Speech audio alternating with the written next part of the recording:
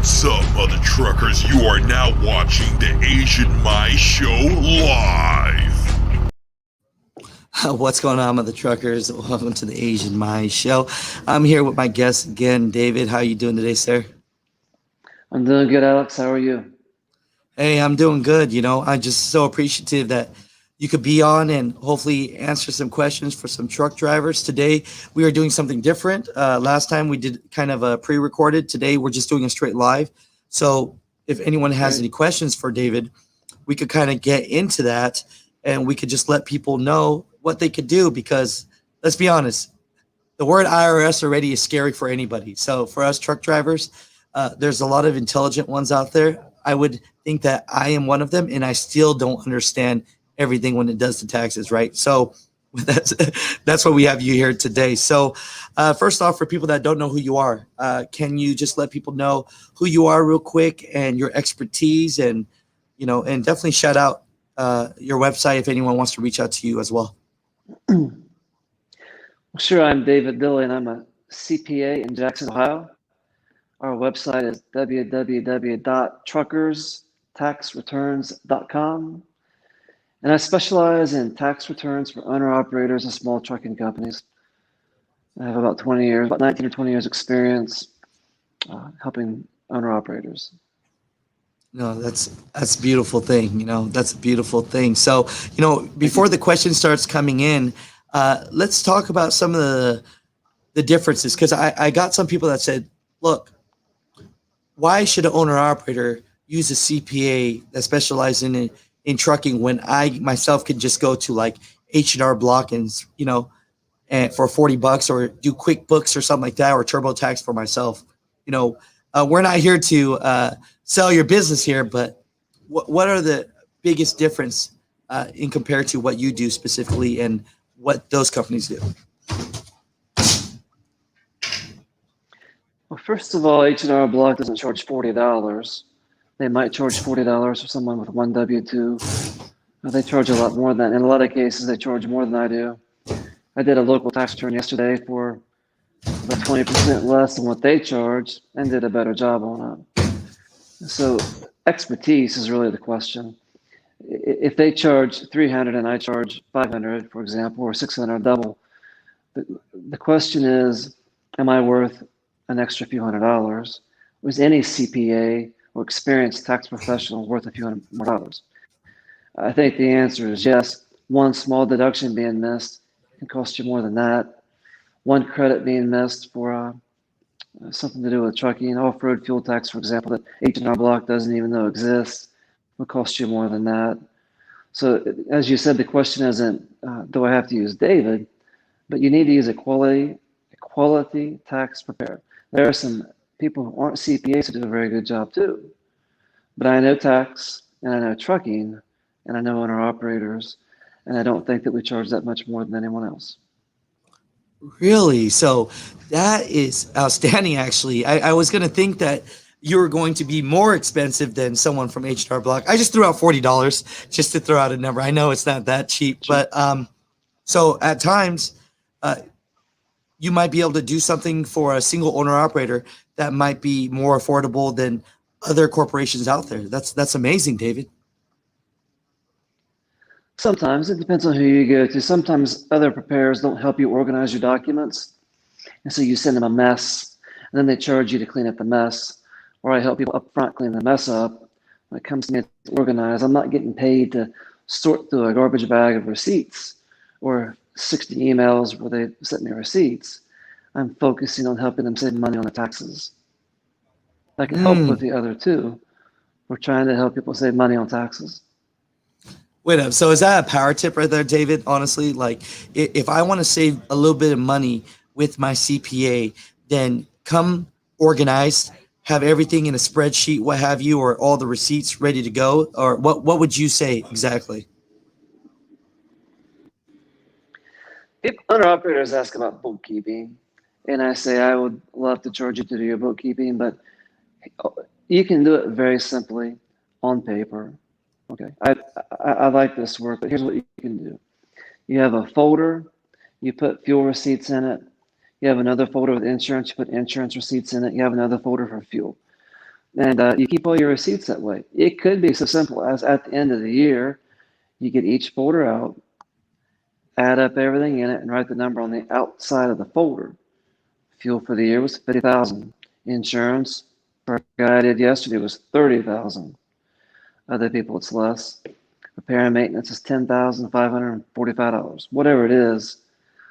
And then if you just write those numbers on one or two pieces of paper and send them to me, you've done some time-consuming work for me. All I'm focused on now is helping you best write off your truck and find the deductions and credits that you need. We use a worksheet, and other people might too, that lists out all the different categories of expenses for an owner-operator, because many don't know. They don't know either how to break them out, or they don't know what's deductible or not. So we put a list together. It's about 2 pages. Not everyone applies to every truck driver. No, I get you. No, I appreciate that. So yeah, let's jump into it a little bit. Hey, all you mother truckers out there, I'm reading one comment, and it's no disrespect to you, David. They're just saying if you could speak a little bit louder. Maybe they have their truck on. I'm not sure, but you know. Oh, no problem. I'll try. Yeah. No worries. I have these Yeah, earbuds in. I can't tell if I'm screaming or not screaming. you could go ahead and scream. It's okay. You know, they Okay. just really want this information, so they're, it's one of those things where everyone wants to stay out of jail. So we're listening as intently as we can for this. But let's go into a little bit of the misconceptions, because I saw from the other video we did that there were some things that I guess some truckers wrote and commented that off camera you said that actually are not correct, right? A couple, yes. And we're not here to dog anybody out or be disrespectful, Sure. but facts to are help. facts. We're here to help and get it right. So can you kind of myth buster some of those for us? Well, there was one I saw this morning I was looking at, and he was discussing the weight limit of 6,000 pounds. So there is a rule about vehicles that are 6,000 pounds. If they're above 6,000, there's a different write-off rule, which is better, more liberal, and you can basically write the thing off. Under 6,000 pounds for a passenger vehicle has a more restricted depreciation and write-off rule, because they know you're using it for personal use too. But several years ago, I think it was 15 or 20 years ago, or 10 or 15 years ago, it was back in the early mid-2000s, the rule was if it's over 6,000 pounds, you can write more of it off. But that doesn't apply to a semi-truck, because a semi-truck is a piece of equipment. It has its own rule. A semi-truck is written off over 3 years. That's what the IRS requires. That's what it has to be. So that they were talking about Section 179 and how to write one off, but they were mixing together the rules for equipment with the rules for passenger vehicle. Wow. Okay. Because I think I've heard of that rule as well. So no, thanks for putting that in black and white for us. Was there anything else that you read on the comments that you would just kind of like to clear up for other truckers out there? Well, they sure did like the fact that you're trying to help them deduct their chrome. So I think that's good. Nothing specific comes to mind right now. There is a lot of, I think, a need for clarification and just organization for people, how to get organized, how to send things to your accountant, your tax preparer. So we touched on that earlier.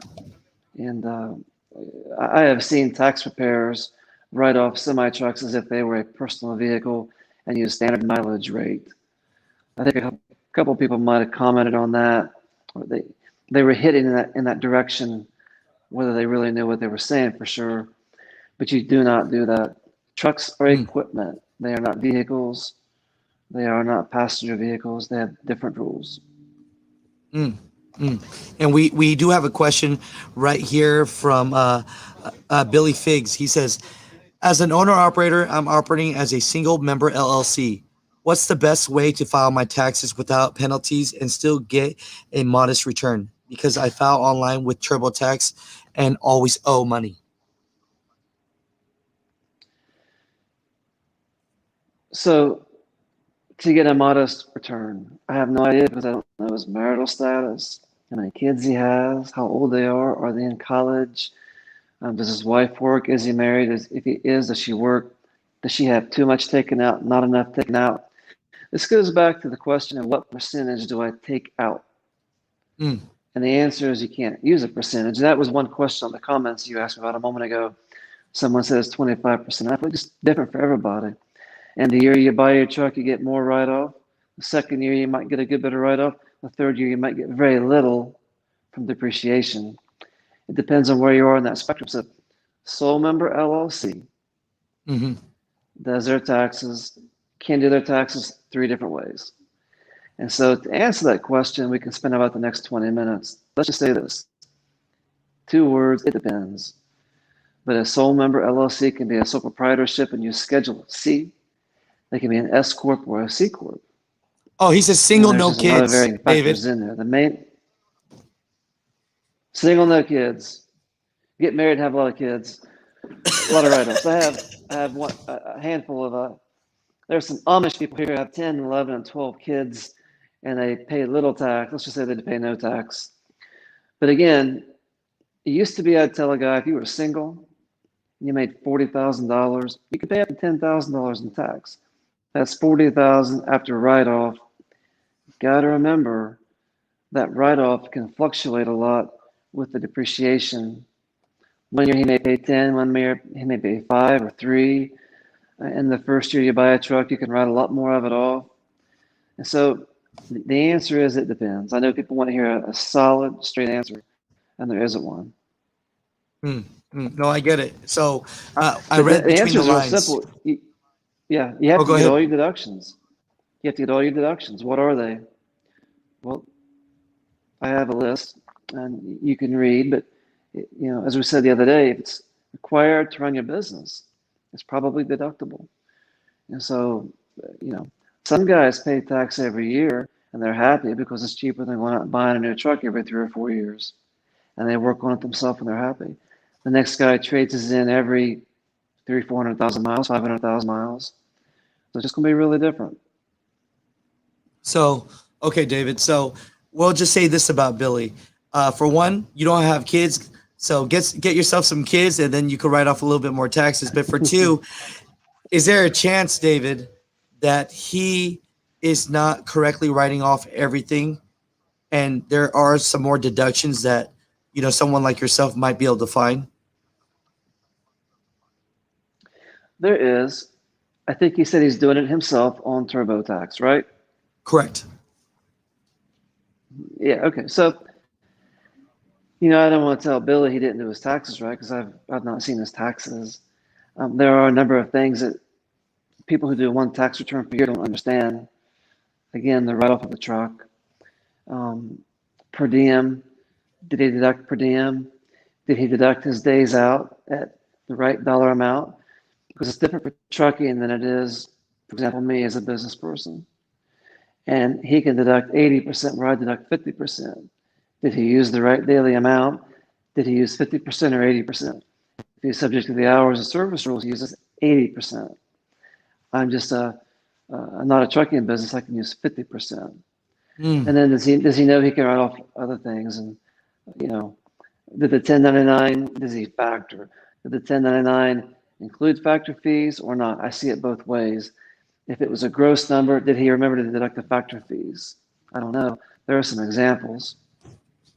No, thank you. And leading to that, another owner operator is asking, David, when you are an owner operator, what can't you write off? So, are there a few top things that you can't write off the bat? Well, there's always something you can't write off, but let's just say, obviously, the truck, the fuel, everything required to put the truck down the road. If the shippers and delivery people require steel toe boots, I deduct them. You may buy reflective shirts and hats, deductible. One person commented the other day that, what about uniforms? I would say if you have a uniform, it's deductible. If you have some hats made with your name on it, you pass them out to the guard shacks where you drop off. I've always deducted those. It's kind of advertising. You can deduct off a room in your home if you qualify. There's a few rules there. You have to use that room exclusively for the business. You can't use it for anything else. can't have a TV in it for personal use. You can deduct miles for your personal vehicle driven for the business. So if you come home on the weekend and you jump in your truck and you drive to town and you buy some parts to take back to work on it, or you go see the lawyer, the insurance person, or the CPA, those miles are deductible. A lot of people miss those. Hmm. So Some people what's the want to buy main a thing? vehicle, right off the whole vehicle. No, go ahead, David. Good. What is the biggest thing that people probably can't deduct that you've seen that they're always trying to deduct? Is there anything that comes to mind? One thing I've seen a few of, they'll just try to deduct way too much of their home. I had one person one time that came in and the previous preparer wrote off all the utilities, 100%. All the utilities, the rent, insurance if they had some, or a garage, and so on. And so you can deduct a limited amount for that. I had a guy get audited a year ago that went to another tax preparer, and then he came to me, and they wrote off all of his interest on his home, $5,000 or $6,000. He had a room in the home. He could write off a percentage of that. You can do percentages. You can't do the whole house, the garage, the pool. You can't write off all the cars. I had a guy write off a bass boat one time in a trucking business the year before they came to me, and I said, you know what? We just can't write off bass boats in trucking businesses. And Oh she did man. not understand that. She gave me a real funny look. I said, the husband wasn't there. I said, do you think you want to go home and talk to your husband before I do your return? Because it's going to be drastically different than last year. She said, I think I will. She never came back. I went back to the other person. So, I don't know what to tell you. There Oh are man, limits. there are Bass limits. boats don't help a truck down the road. Oh man, that's funny. Um, well, we have another owner operator that says, "Can I deduct hotels outside of the country?" Deduct what? Can I deduct hotels outside of the country? I don't see why not. If you're driving into Canada or Mexico and you use a hotel and it's important, necessary, I don't see why you can't. There is an old IRS rule that I do not know if they enforce or not. If you have a sleeper, they don't really want you deducting hotel costs. I don't know if it's a rule or if it's just a kind of a general rule among auditors that they question it. I wouldn't deduct a whole lot of hotels if I have a sleeper. I think they would look for that. But Mm. occasionally, I see no problem. And maybe you're required to stay in a hotel because you're going to be down for a few days, whatever that you're doing. So yeah. Oh no, thank you. Someone wrote something funny. So they said, "Wait up, David. Why can't you write off a bass boat if you use it to take your clients fishing?" He didn't take his clients fishing. He was trying to enter tournaments and things like that. So I suppose the IRS might say that's a little unusual. And what was the client's name? What day did you go? Who do they work for? And they would begin asking some questions. So most people in trucking, you're under dispatch. You're getting loads brokered to you, or you're finding your own. You do a lot of different loads. But if you do spend some money on a client, I do believe it's deductible. Dinner, if you were to go see somebody, um, you know, it's okay to patronize and deduct some of that. I would still leave the bass boat out. Oh, I love it. I For love it. sure, for sure. Oh no, I love it. I love it. So, when do you recommend? This is just a question I had for myself. When do you recommend, David, that I actually start using someone to start doing bookkeeping for my trucking business? Do you think someone can handle that if they just have one or two trucks, or when is it a good time that you see things start getting kind of cluttered for trucking businesses?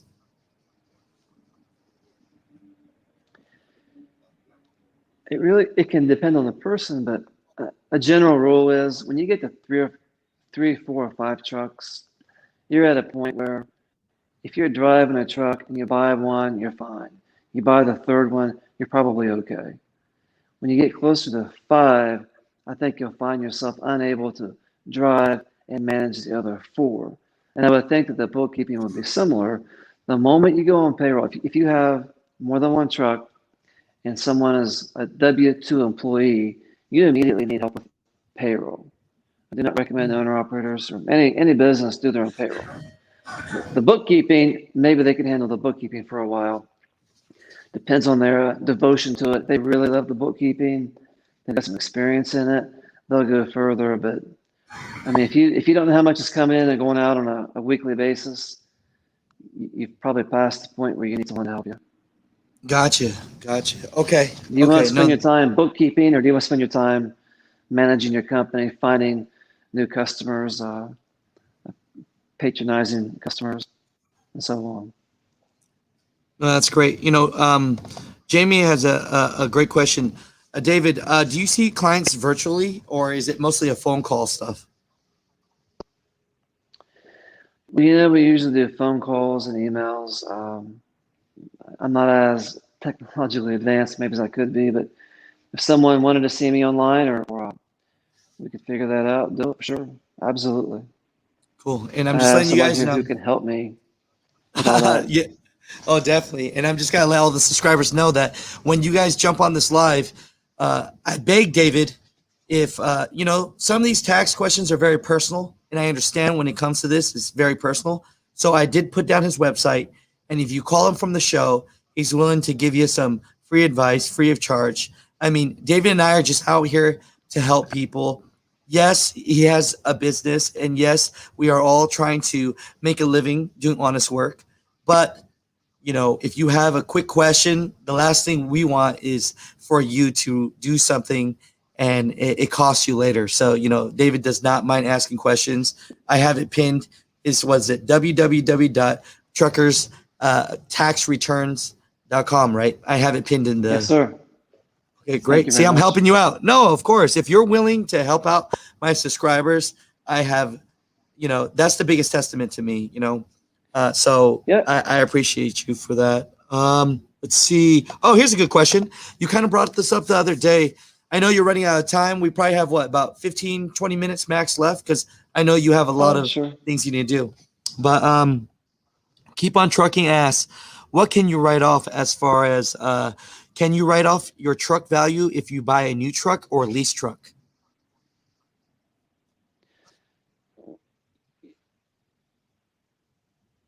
So he says the value. In accounting, what we write off is what we pay for something. So if you pay $50,000 for a truck, you write off $50,000. If you write a check for it, you have a $50,000 deduction. If you borrow money at a bank to buy it, then you have a $50,000 deduction plus the interest you repay at the bank. If you enter into an equipment leasing arrangement with one of the equipment lease companies around the country, and some are better than others, by the way, then they don't really spell out the interest. You either got to break it out yourself with an amortization schedule. But the bottom line is the cost of the truck gets written off. If you're truly renting a truck you can walk away from at any moment, that's rent, and you only deduct the weekly rent payments. I see very little of that. I see a lot of people who think they're renting, but in substance, they're buying a truck through a lease agreement. What the IRS says is, what is the substance? They may call it rent, you may call it a lease, you can call it whatever you want. If in substance you're buying a truck, there could be a 10% balloon payment at the end.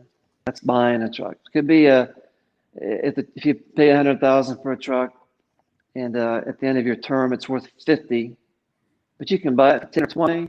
Let's call it a bargain purchase option. It's the same thing as buying a truck with a balloon at the end.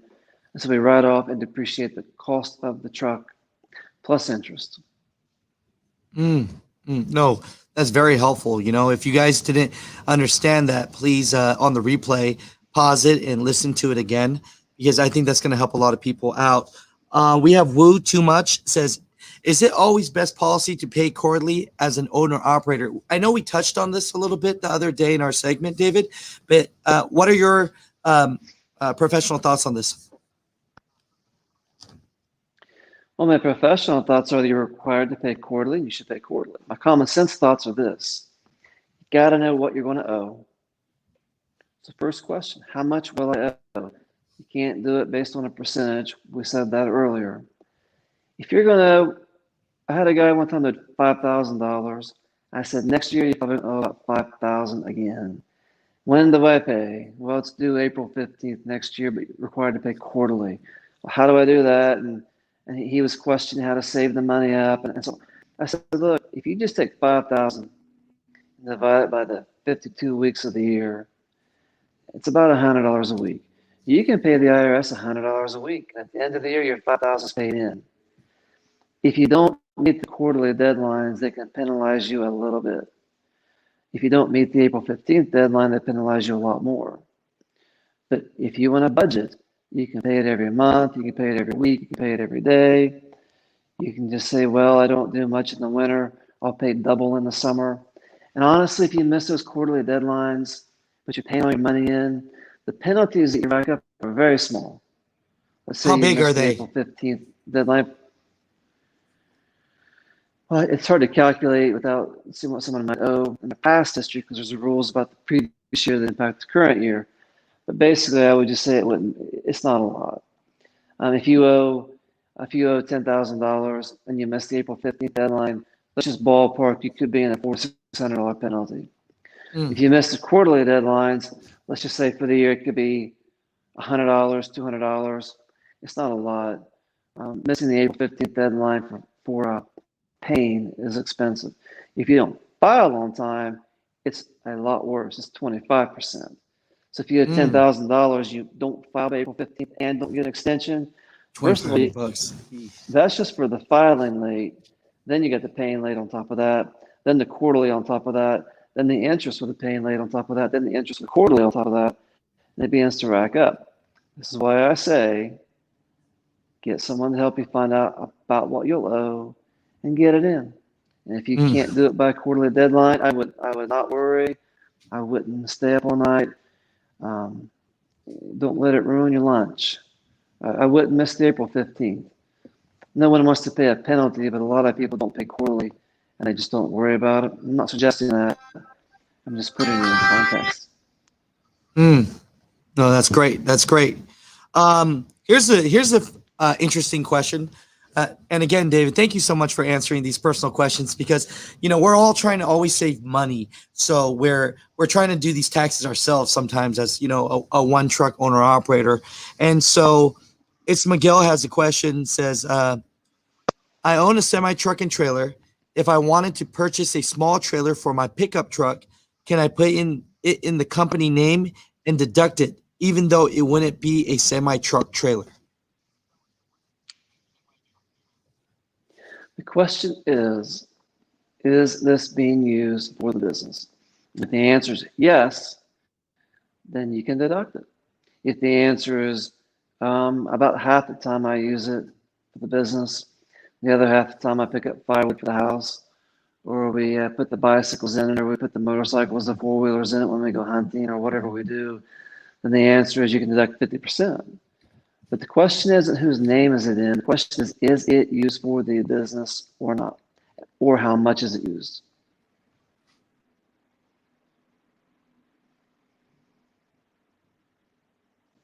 Does that make sense?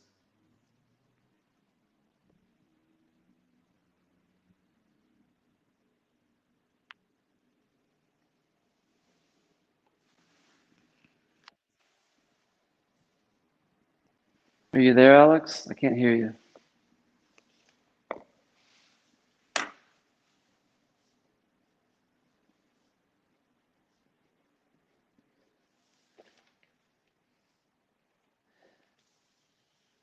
Alex, I can't hear you anymore.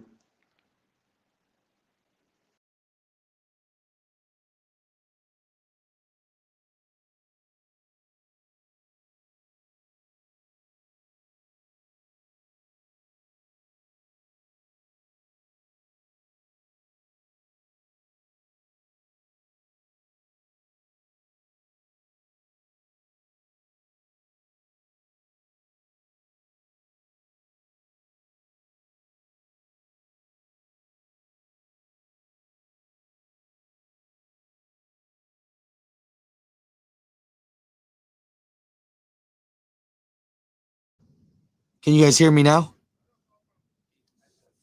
Tell me if you can hear me now. Thumbs up, thumbs down. Thumbs up, thumbs down.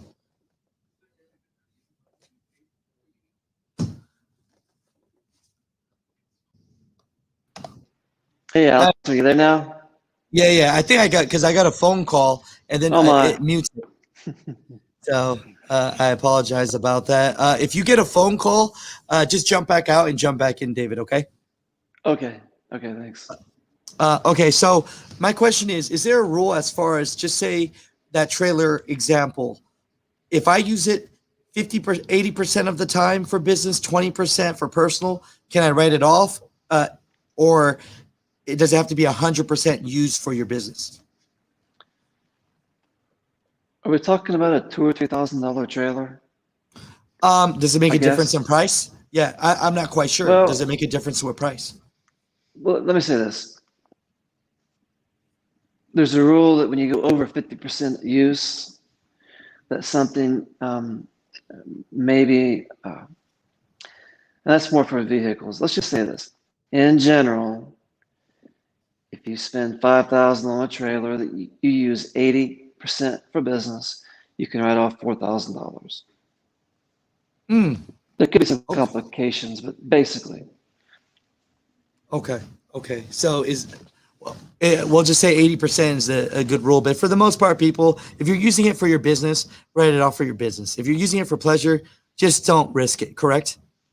that's correct. The same concept goes for your vehicle.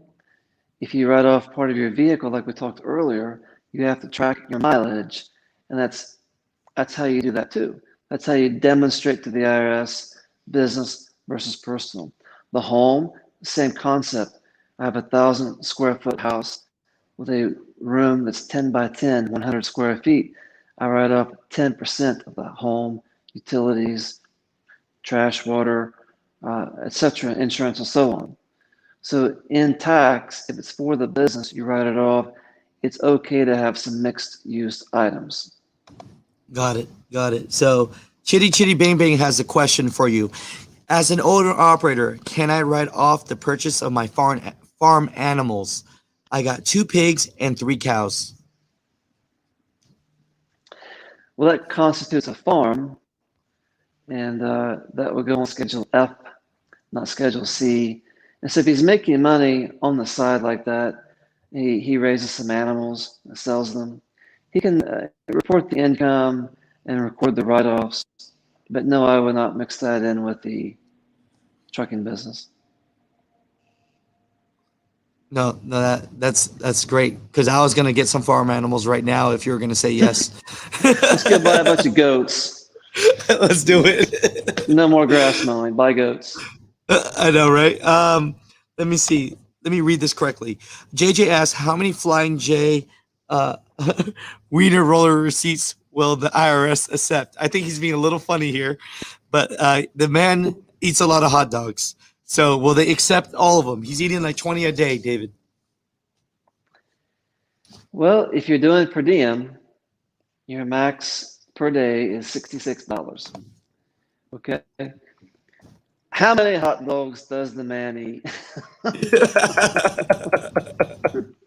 Oh, Tell me I love this. it. How expensive are they? Uh, I don't know. Let's just say they're usually 3 for 2. That's usually what or two for 3, 2 for 3, 2 hot dogs If for he's eating $3. so many hot dogs, he's gonna write off the actual cost of the meal instead of the per diem. He's gonna get a doctor. He's he's in trouble. He needs some help. Oh man, I love the funny side of you coming out, David, because people in the other comments they were so funny. They said, "Now that's a man I want to do my taxes. Well tempered." Thank you. Oh, that's great. That's great. Let me plug in my But you can save the laptop. receipts. Go ahead. If you're deducting the actual cost or per diem, you can save your receipts to verify that you were out away from home, of course. Mm, that could be very helpful, right?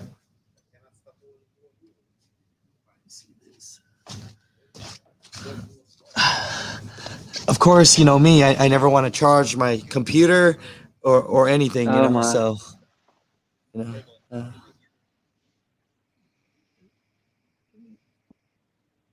Okay, no, we're good to go. We're good to go. Okay, so no, but with all this now, oh, here's a question I had for you. This is like a personal question I have. So, is there for a single owner operator, right, David? Is there an amount of money gross that I should stay under? Like, if I'm making like $500,000 gross a year, should I work less? Would I be saving more money if I just made like 450,000?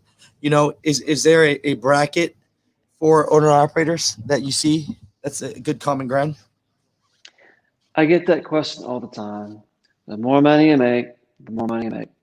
So if you're making so much money and you're working too much and you rather have more time home or more time on the bass boat, um, you can work less. But when you're making money, you're making money.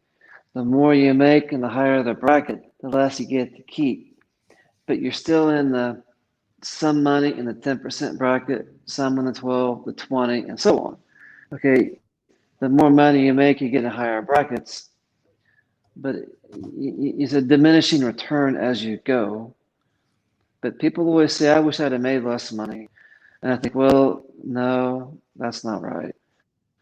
You have to have a work life balance, but a business wants to make more money, not less, or it wants to make spend less expenses on the same amount of money, or he wants to work less to make that much money. Um, but I never tell people to make less money. So make as much gross as you can, as long as your expenditures are lower than what you're actually bringing in, right? Yeah, yeah. Uh, I love it. I love it. Tell me how you're doing on time, because I know you're a busy guy. We got 90 people in here asking questions, but you just let me know, because when you got to go, David, you could be honest. We could do these segments anytime, because especially right now with April coming around the corner, you just helping us out. It's very helpful. But you know, a lot of owner operators are going to have a lot of specific questions. So, I mean, do we need to wrap this up in the next 10 minutes or so? That's Yeah, fine. 10 minutes. 10 minutes is good. I'm having fun. I like it. You like see, you know, the first time you and I talked, you're like, you know, I don't know if I'm a camera guy, but I mean, I'm this not. is this is different, right? This is different. Yeah, it's I fun. It's mean, fun. you know, I love it. I love it. Okay, let's see. Let's see. Been off the road. Okay, here's a question uh, from Michael. Here's the question: Local driver, been off the road for 2 years. How can I save the most money on federal side? Save the most money on federal. Yeah, I guess on the federal tax side. I mean, that's He pretty open said, ended, but yeah, he said he was off the road or on the road. he is off the road for 2 years. So I think he means possibly that he is. Let me see. Let me see what he's writing. He wrote something else, because that's a little confusing, right? We need him to keep on working to pay these taxes. Okay, so I think he's working local now, is what he means. You Local. know, yeah, he's Local. a local driver now. Yep, for about 2 years now. How can he save the most money on federal side?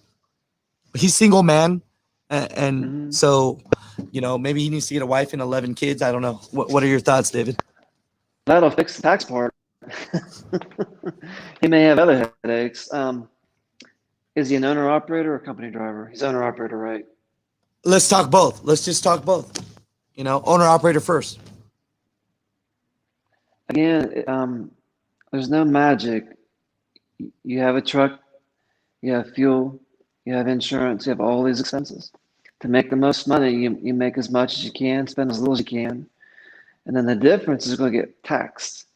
Um, so here are some ways you can save money on taxes while you're local over the road. You can do pre-tax retirement plans. Possibly you could look at health insurance to save a little bit of money.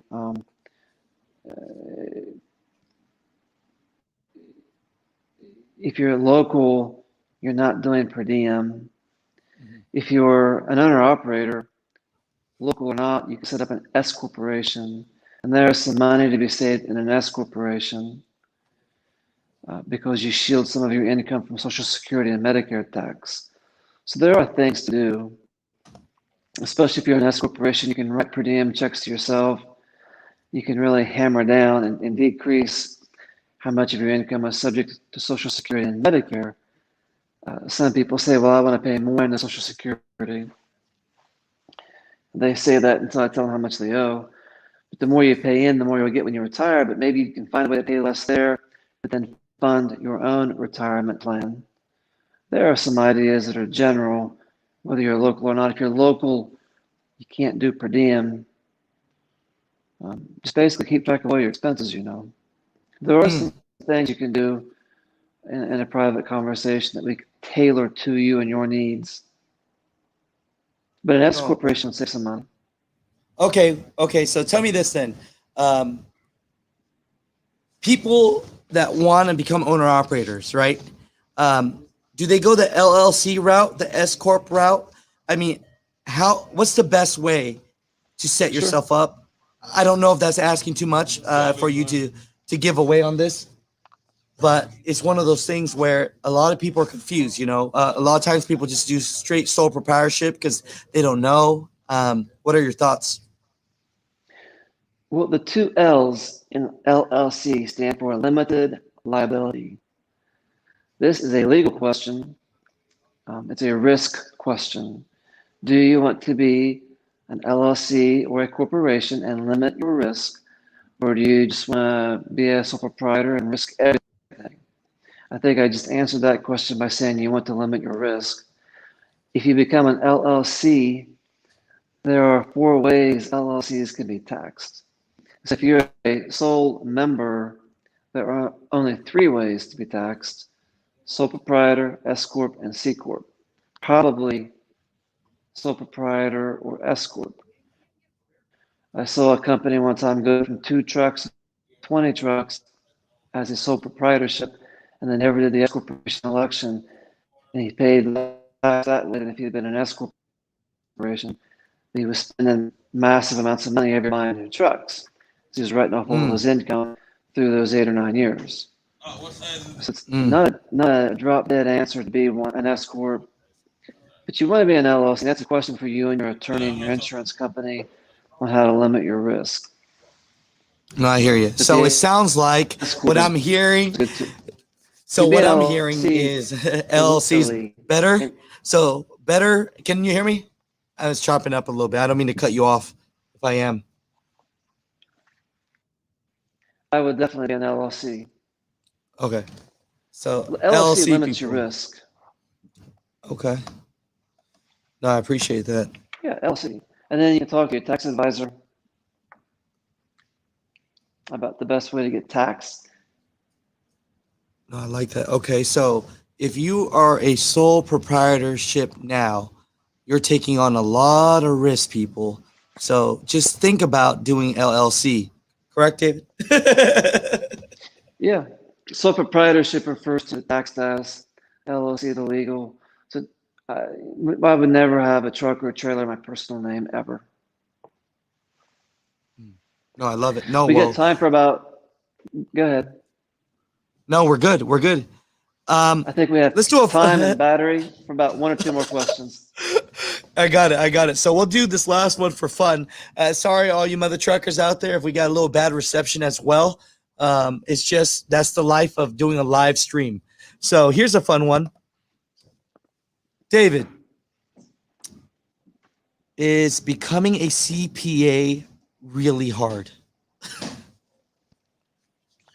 Unless you're a lot smarter than me, yes. You have to have, when I took it, a 4-year bachelor degree, then you had to have 2 years work experience, and you had to pass what I think is the world's hardest test.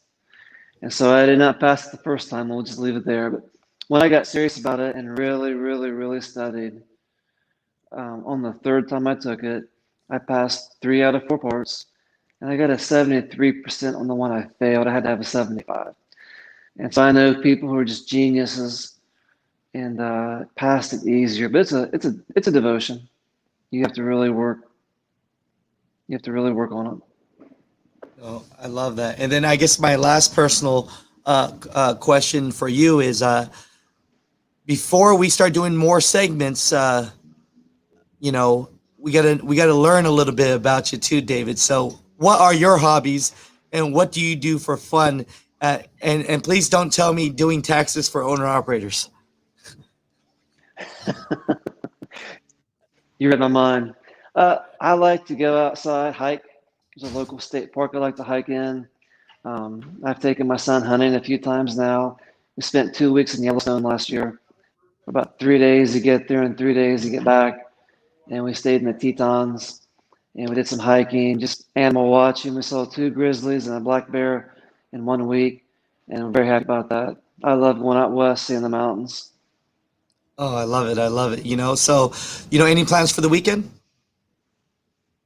Yeah, one, doing taxes for owner operators. You set yourself up for that. We're working on Saturday and Sunday. I will sleep in a little bit, get up and take the family to church. Come back home and I'll rest the afternoon. Maybe take my wife shopping. She says she wants to go somewhere and I have to do it. So I may doze off in the car while she's inside shopping. Not have to, David. You would love to do it. You would love to do it. Come on now. Did I say have to do it? Yes. Cannot wait. Cannot wait. Sit in the car with kids. She works for me. So she deserves whatever I can help her with too. She's here too. Oh, I love it. I love it. Well, tell her hello. We got to get her on. Thank you. And I appreciate you so much. We're going to do more segments in the descriptions, guys. If you guys want to reach out, David is willing to do some free consultation. You don't have to use his business if you don't want to. We've talked off camera, and there's plenty of people that have asked him questions, and he's never heard back from them, and he's okay with that. So, it's just one of those things where we're here just to try to help people. So go to, www. Was it truckerstaxreturns.com. Did I get that right? Truckers with an S, truckerstaxreturns.com. And you if you're doing your tax yourself and you need to just ask him a quick question, he's more than willing to help. He'll probably be helping you while his wife is shopping. And if you go somewhere else, you can still print off the list that I have on that website. You need to go organized and go somewhere else. I don't want you to, but you're sure welcome to. It's out there. It's free.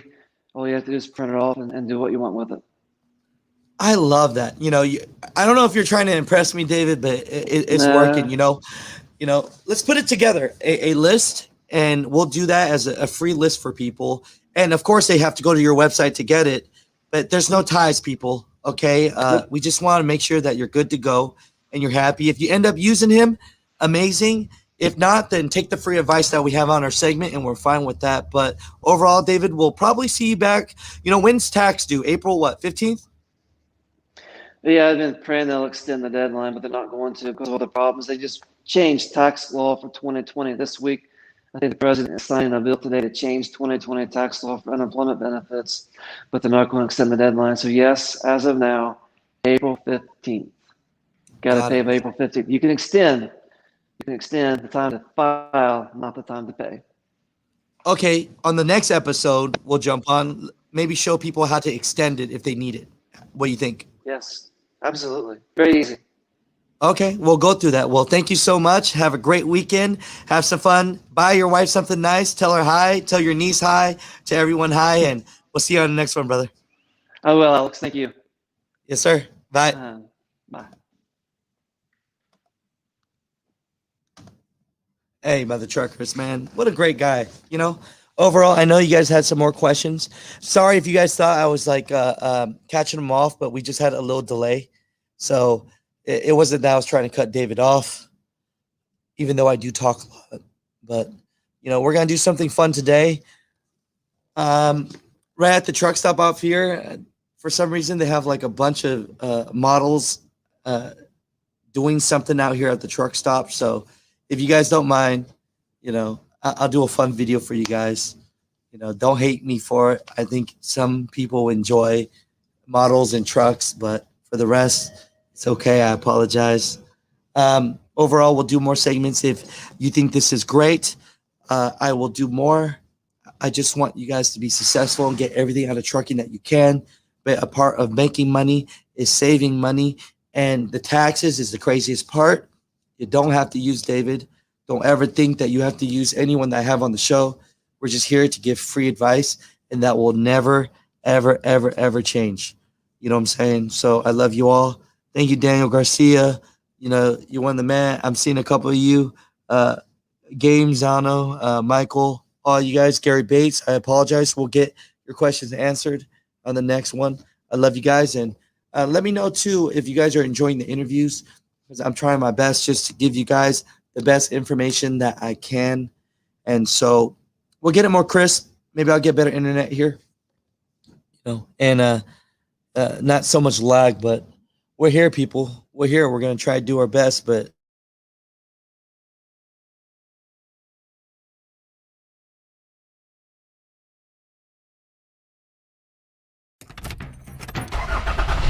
What's up, mother truckers? You are now watching